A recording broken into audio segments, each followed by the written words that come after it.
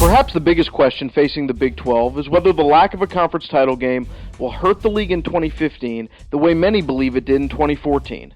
Though it's hard to believe Baylor or TCU could have gotten into the playoff over Ohio State under any circumstances, it's possible that not playing a conference title game could put the league at a disadvantage over time relative to the other power conferences.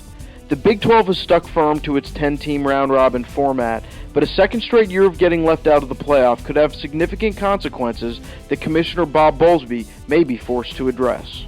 There really wasn't much separating the Horned Frogs and the Bears in the Big 12 standings or from a playoff berth, and both bring back enough talent to contend once again.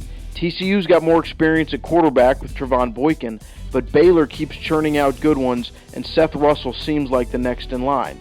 It may come down to who plays better defense. Baylor probably brings back more overall experience, but TCU and Gary Patterson have a history of reloading on the fly.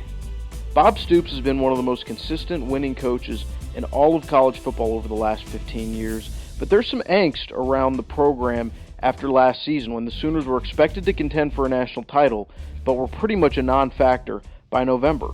There's plenty of talent in the backfield. The Sooners should have one of the strongest running games in the country with Samaje Perine and Joe Mixon, but there are going to be questions about the quarterback situation with Texas Tech transfer Baker Mayfield finally getting eligible and new offensive coordinator Lincoln Riley trying to reinvigorate a passing game that really fell flat last season.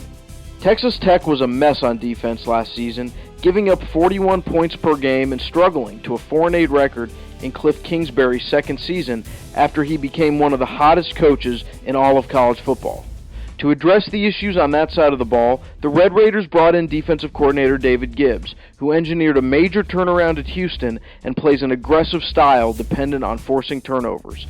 In an offensive-oriented Big 12, can Gibbs make enough of a difference to get Texas Tech back into contention for a major bowl game? That's the question facing Texas Tech heading into 2015. Last season exposed just how little talent was left in the Texas program by the time Mack Brown's tenure finished, making things difficult for Charlie Strong in year one. The issue going into year two is whether he's had enough time to fix that roster and build an identity on offense, particularly given the questions around young quarterbacks Tyrone Swopes and Gerard Hurd.